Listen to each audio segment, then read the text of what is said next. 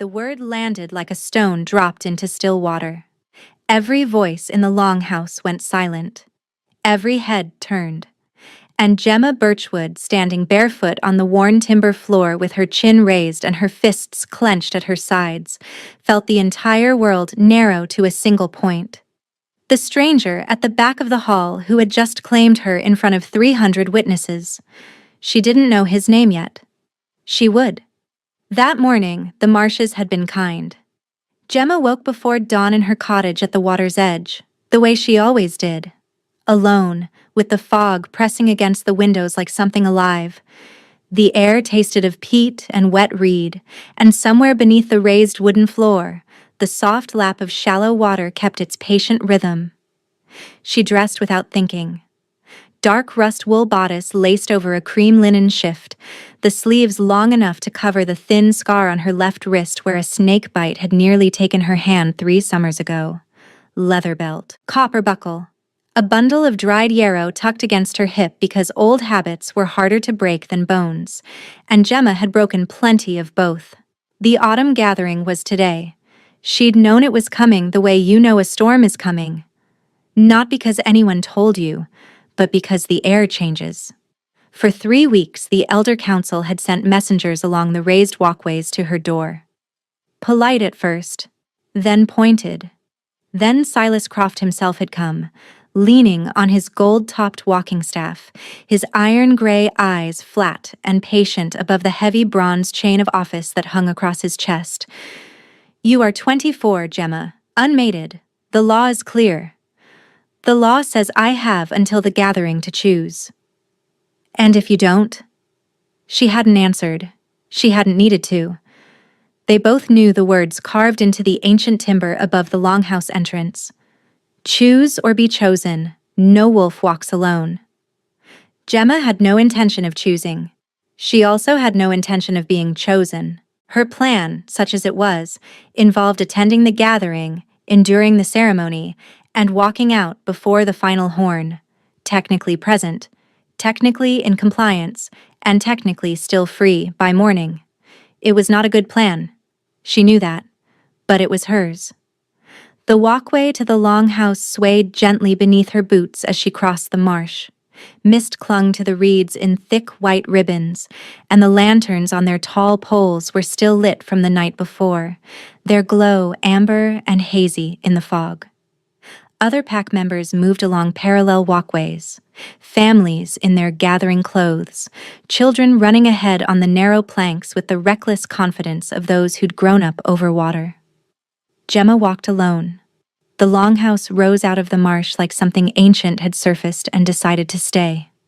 Massive timber beams, dark with age and smoke. A roof thatched so thick it swallowed sound.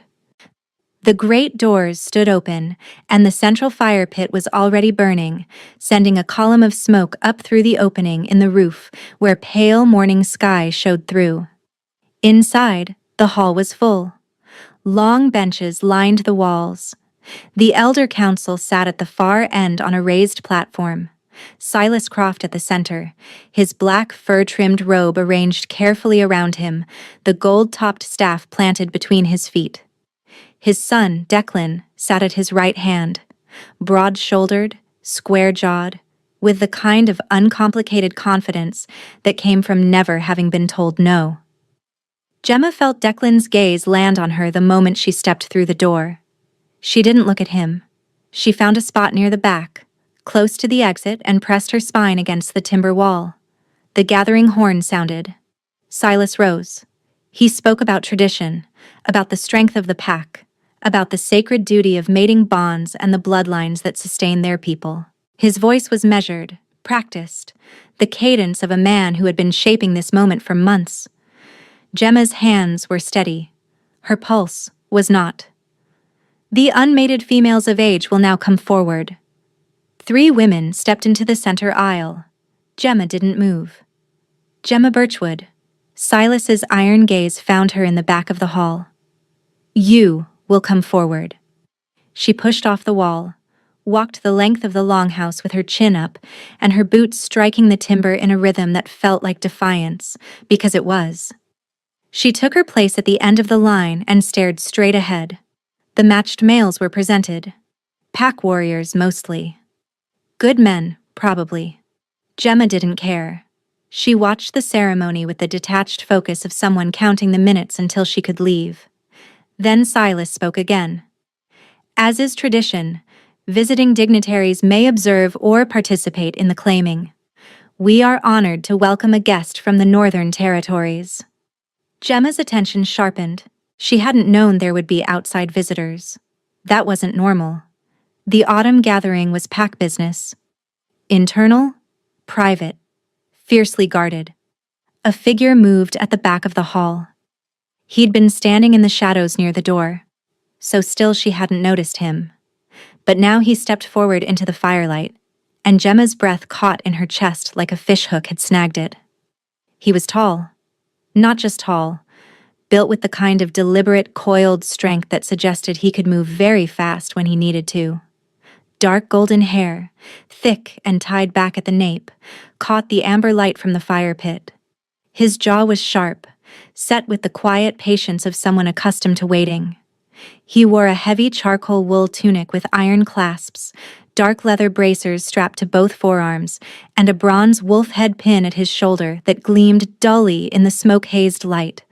No crown, no insignia, nothing to announce what he was, but Gemma felt it anyway.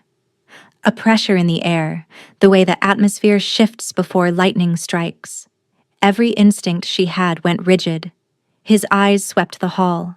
Cool slate blue, the color of river stones in winter. They moved across the elder council, the matched pairs, the watching crowd. And then they found her. The world went quiet. Not metaphorically, not poetically. Actually quiet. The crackle of the fire pit vanished.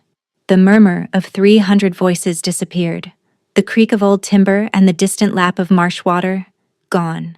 All of it swallowed into a silence so complete that Gemma could hear her own heartbeat thudding in her ears, could hear the breath moving in and out of her lungs, could hear, impossibly, the steady drum of his pulse, slow and sure and perfectly out of sync with hers.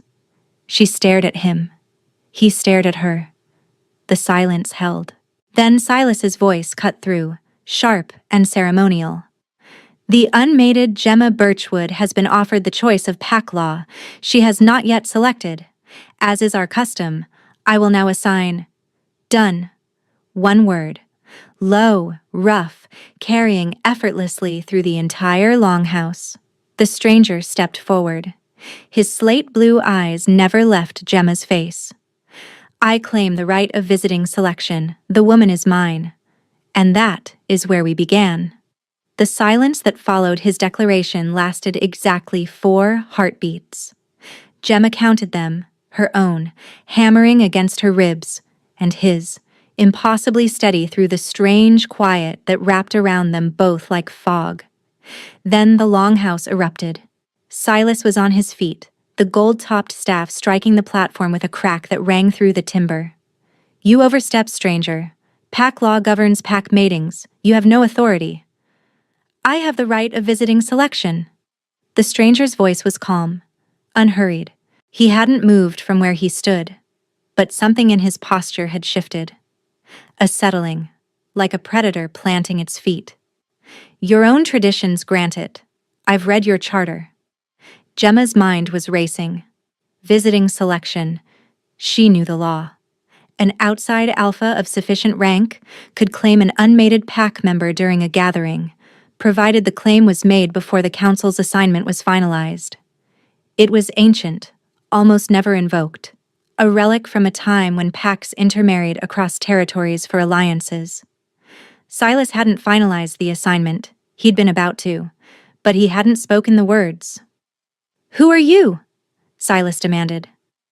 The stranger tilted his head slightly.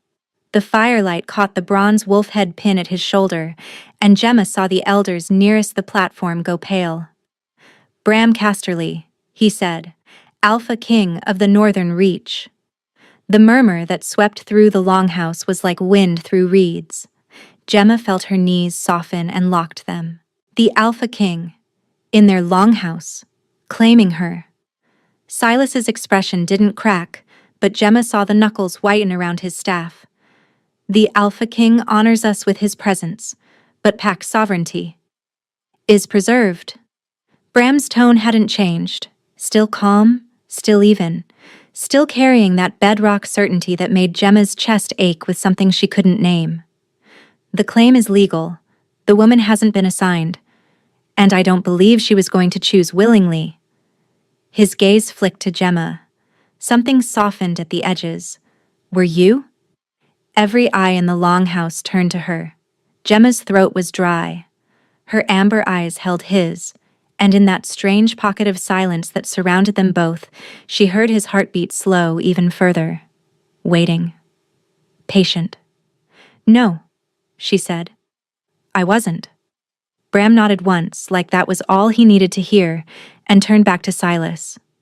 Then the matter is settled. Unless you'd like to challenge the claim formally? Silas wouldn't.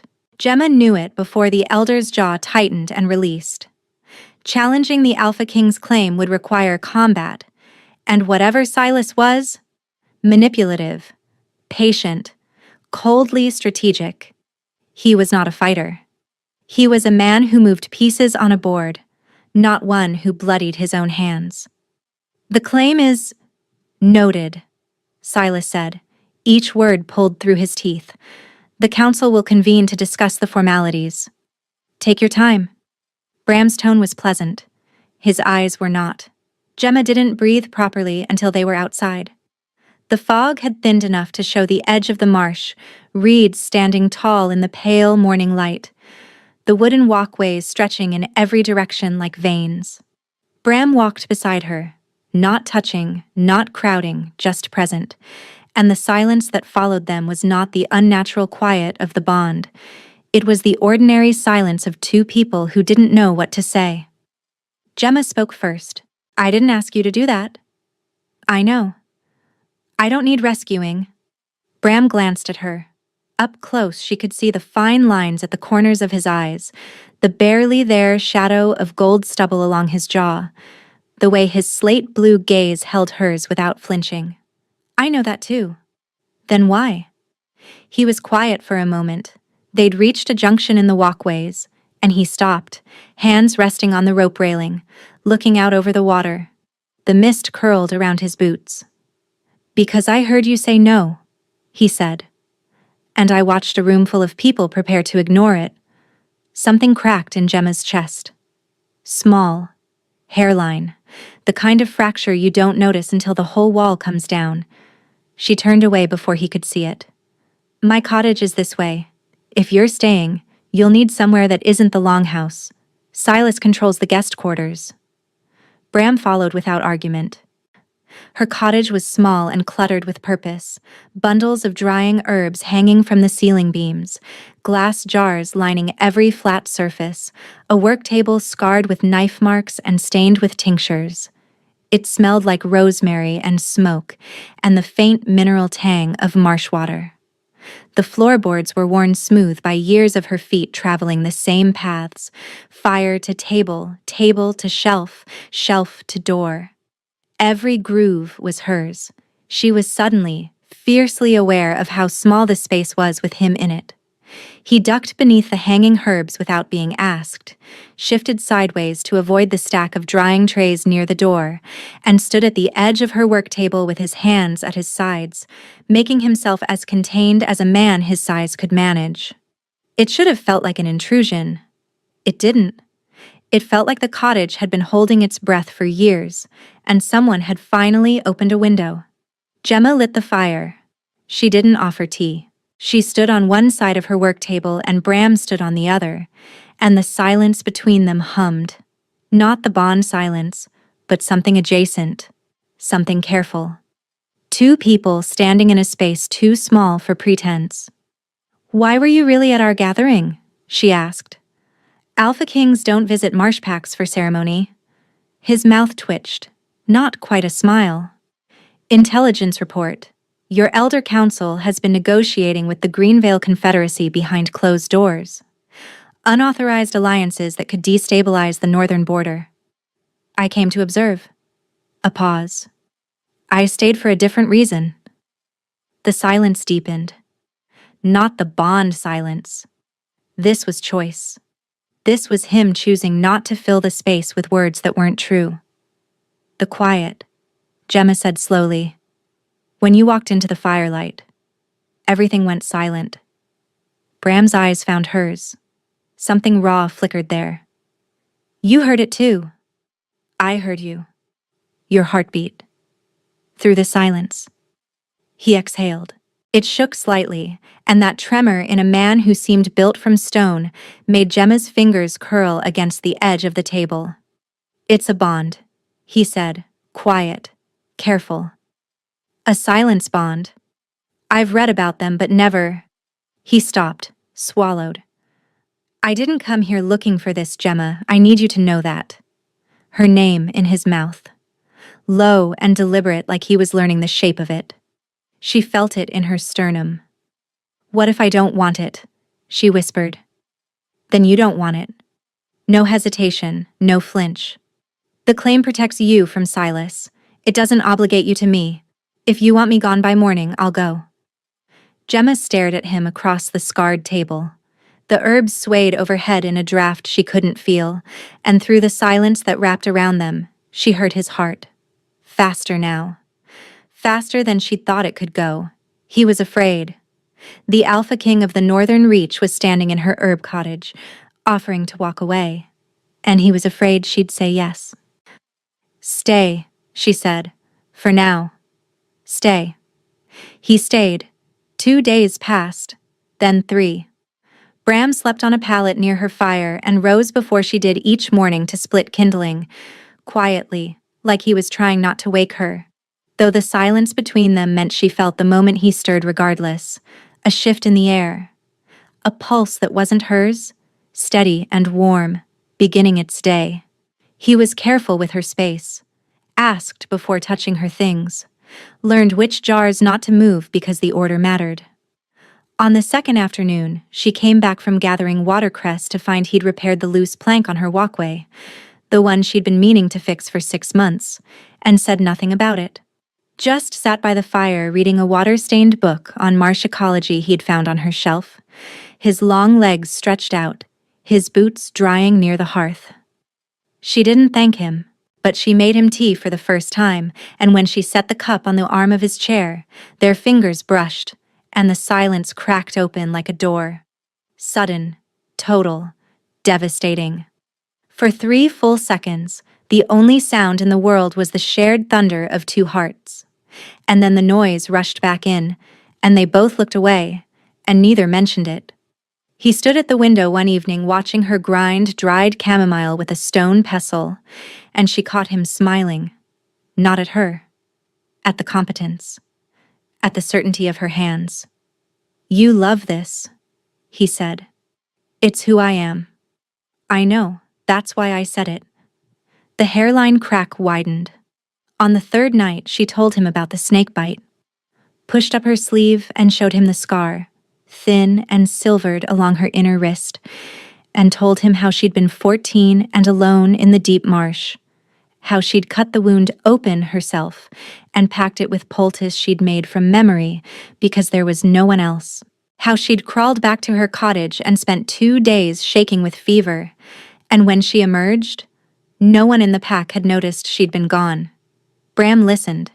He didn't touch the scar, but his jaw tightened, and through the silence she heard his heartbeat change, harder, angrier, not at her. You deserved better, he said. I survived. Those aren't the same thing. Pauses. Gemma, those aren't the same thing. She kissed him. She didn't plan it. One moment she was standing by the fire with her sleeves still pushed up, and the next her hands were fisted in the charcoal wool of his tunic, and her mouth was on his. And the silence exploded. Not into noise, but into depth. Like a well she'd been looking into suddenly had no bottom. Like the quiet had been shallow before, and now it was oceanic, vast, and in it she could feel everything. His surprise, his restraint breaking, his hands coming up to cradle her face with a tenderness that made her gasp against his mouth. He kissed her back like she was the answer to something he'd stopped asking. When they broke apart, his forehead pressed to hers, his breathing unsteady. She could hear both their hearts beating in the silence, and for the first time, perfectly, impossibly, they were in sync. "Gemma," he breathed. "I know," she said. "I know." Silas made his move on the fourth morning. Gemma was collecting water mint along the shallows when she heard voices carrying across the marsh. Not through the silence bond, but through the ordinary fog. She crouched behind a stand of reeds and listened. The bloodline passes through the female line. If she mates outside the pack, we lose the healing gift entirely. Silas's voice, low and precise. Declan was the solution. The Alpha King's interference changes nothing. The claim can be contested on grounds of pack sovereignty if we present it correctly. A second voice. One of the younger elders, nervous. "Contest the Alpha King? Silas, he's one man in our territory. The formal challenge doesn't require combat if we invoke the healer's exemption. Her bloodline is classified as a pack resource. Resources cannot be claimed by outside authority." Gemma's hands were shaking. Not with fear, with fury. A pack resource. That's what she was. That's what she'd always been to him. Not a woman, not a healer. A resource. To be assigned, controlled, bred for the right traits like livestock. She thought of every mating ceremony she'd attended since she was old enough to stand in the longhouse, every assigned pair, every woman who'd smiled on the platform and gone quiet in the weeks that followed. She'd always assumed they were adjusting, settling in. Now she understood. They were disappearing, folding themselves into roles Silas had designed for them before they'd ever had a choice. Her mother had been assigned too. Gemma had never questioned it. She rose from the reeds and walked back to her cottage with the marsh water soaking through her boots and the cold climbing up her legs, and she didn't feel any of it. When she told Bram what she'd heard, she watched his face go very still. The stillness of deep water. The stillness before a storm. "He's been doing this to other women," Gemma said. "The mating assignments. They're not random, are they? He's been selecting bloodlines, pairing them, controlling which families gain power." Bram's slate blue eyes were steady. "How long? Years, maybe decades. I should have seen it sooner." "You saw it now." He reached for her hand. His fingers were warm, calloused, and when they closed around hers, the silence bloomed between them like a living thing. "What do you want to do?" Not "what should we do?" Not "here's what I'll handle." "What do you want to do?" "I want to stand in front of the entire pack," Gemma said, "and make them hear what I heard." Bram nodded. "Then that's what we'll do." The emergency gathering was called at dusk. The longhouse was full again, the fire pit burning high, the smoke curling up through the roof opening into a sky gone the color of bruised plums. Gemma stood in the center aisle. Not at the back near the exit this time. In the middle, where everyone could see her. Silas watched from the platform with the patience of a man who had already calculated every outcome. His son Declan sat rigid beside him, jaw working. "I heard you, Silas." Gemma's voice carried, steady, clear. She felt Bram behind her, not touching, not speaking. Just there, a wall at her back. "This morning, by the shallows. I heard you call me a pack resource. I heard you describe the healer's exemption you plan to invoke. And I heard you admit that the mating assignments have been selective, designed to consolidate bloodlines under your family's control." The longhouse went still. "This is outrageous," Silas began, rising, the ravings of a woman who— "Sit down." Bram's voice. 2 words. They landed like iron. Silas sat. Gemma continued. 3 years ago, Marin Ashwick was assigned to your nephew. She was a tracker. Best in the pack. Her daughter now tracks exclusively for your family's trade routes. 5 years ago, Hannah Cole, born of the River Readers, was matched with your cousin's son. Her gift now serves your fishing monopoly. The murmur that moved through the hall wasn't wind this time, it was recognition. People turning to each other with dawning understanding, with the sick clarity of a pattern finally seen. I am not a resource, Gemma said. Her voice didn't waver. Her amber eyes burned. I am not a bloodline to be managed. I am Gemma Birchwood, and I am the healer of this pack because I chose to be. Not because Silas Croft permitted it. She turned to face the Elder Council directly. I call for a vote of no confidence. Pack Law, Article 12. Any member may invoke it in open gathering with cause shown. Silence. Then, from the second row of benches, an older woman stood. Maren Ashwick. Her face was pale, her hand steady. I second it, Maren said. Then another woman stood. And another.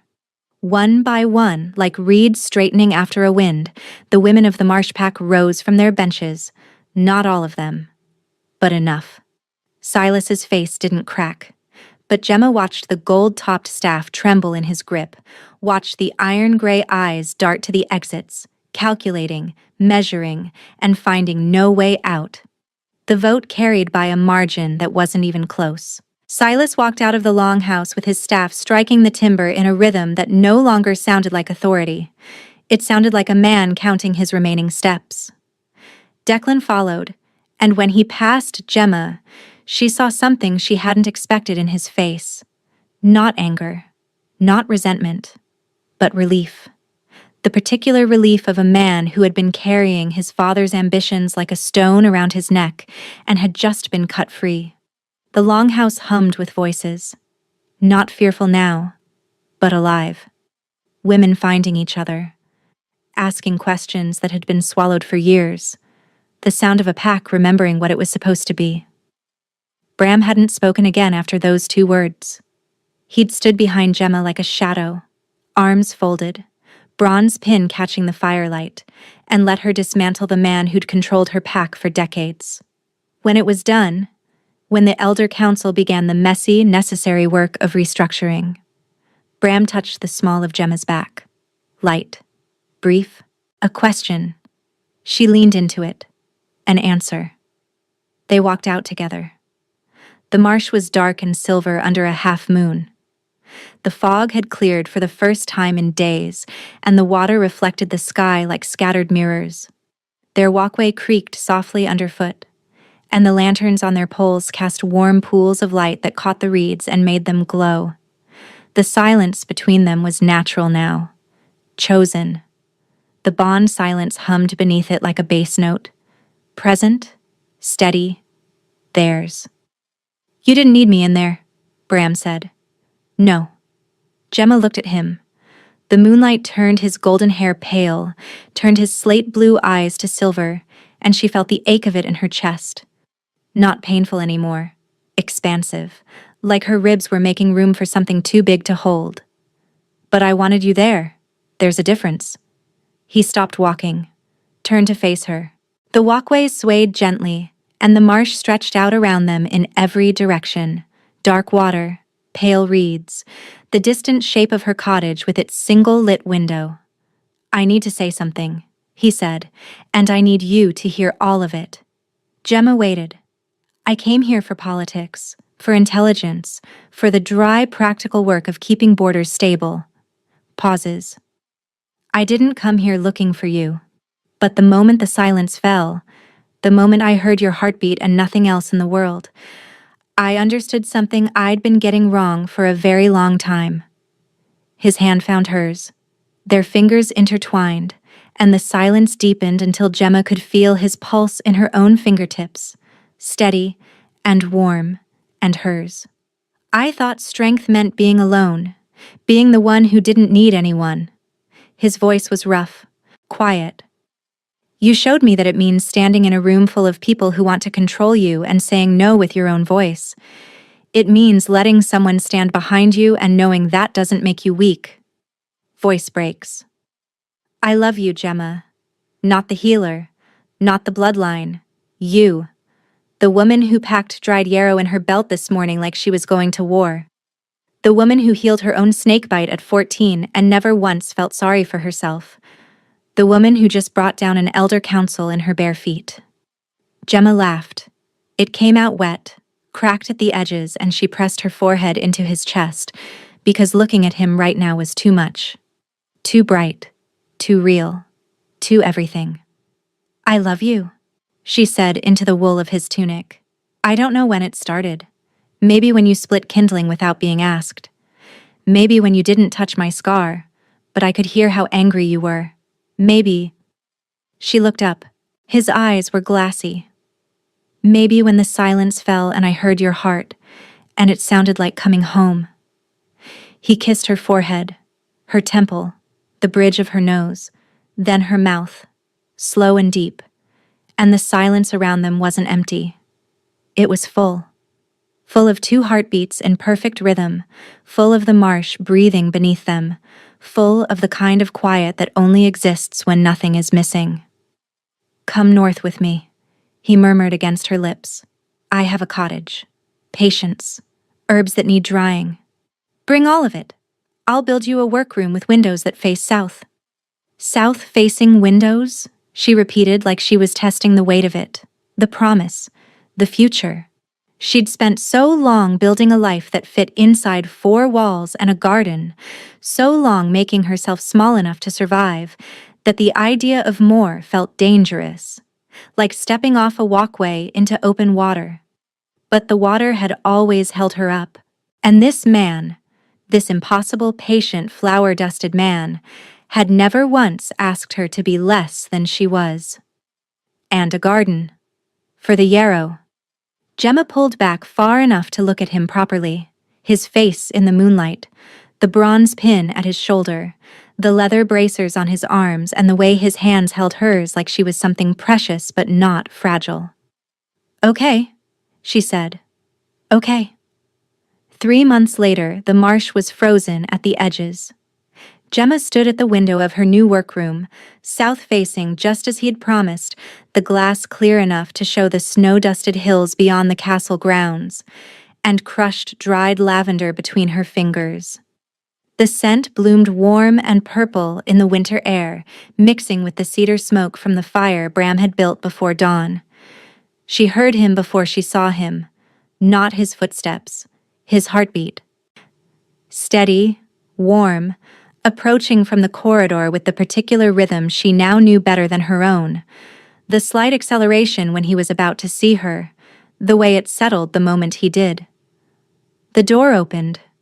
Bram leaned against the frame, arms folded, watching her with that expression she'd come to recognize, the one that was too soft for a king and too fierce for anyone else.